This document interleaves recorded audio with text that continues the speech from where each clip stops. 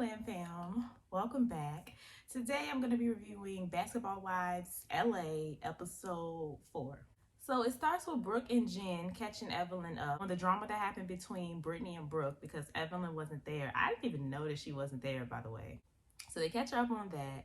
And then Evelyn talks about how she's scared to get married again and she has anxiety from her first marriage. And to be honest, that sounds like such BS.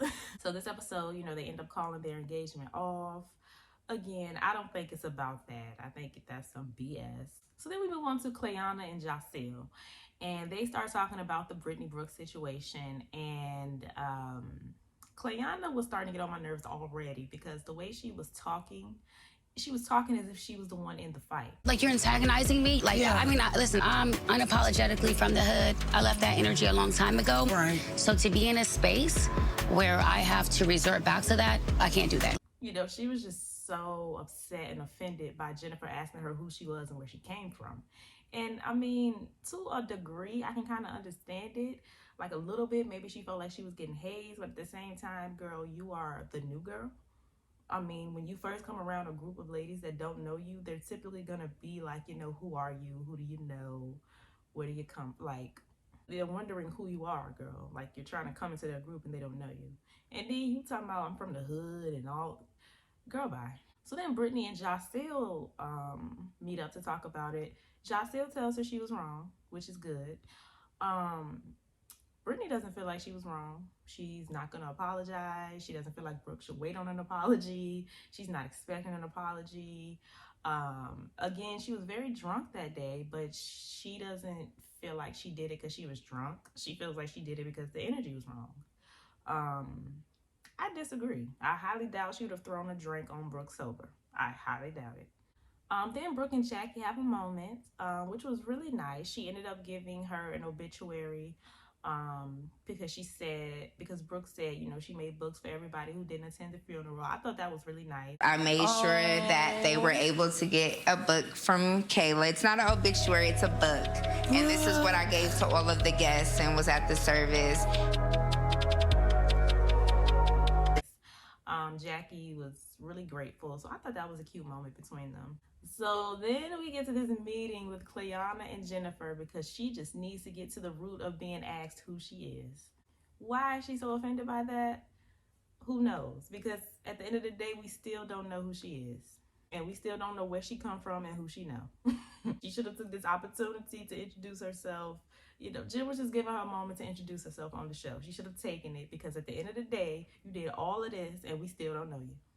So as they're talking, she was trying to do this thing with Jennifer where she's trying to teach her a lesson or match her energy, where she just kept questioning Jennifer like, why? What do you know? Why are you here? What do you mean, why am I here? What I just said. What do you know? I know everybody. Okay, so why are you here? Why are you here? Why? I'm asking you, why are you here? Why Because are you we're here? all friends and we hang out. Why?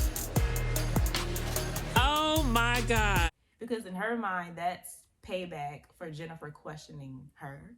But I mean, it just didn't work because, again, you look silly being offended by a bunch of people you don't know asking you who you are and you trying to enter their circle. Like, you were just trying to have a moment with Jennifer. She was just trying to have a moment with Jennifer.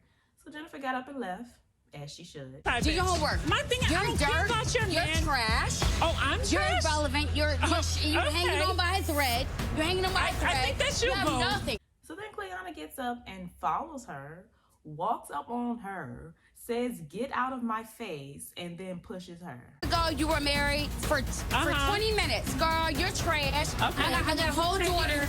Yes, 10 years. Girl, you better get the out of my face. First of I'll tell you all, that. They don't walk up on me. Even though you just got in her face. Okay. So immediately after that, Jennifer ended up meeting up with Jacelle and telling her what happened. Jacelle was very, very shocked. And she was holding this party for her girlfriend coming into town. And she invited all of the ladies. She ended up disinviting Clayanna. You can't come tonight. There's nothing against you, it's nothing against nobody, but it's supposed to be no violence. So unfortunately, you just can't be there. I'm good. I'm grown. As she should.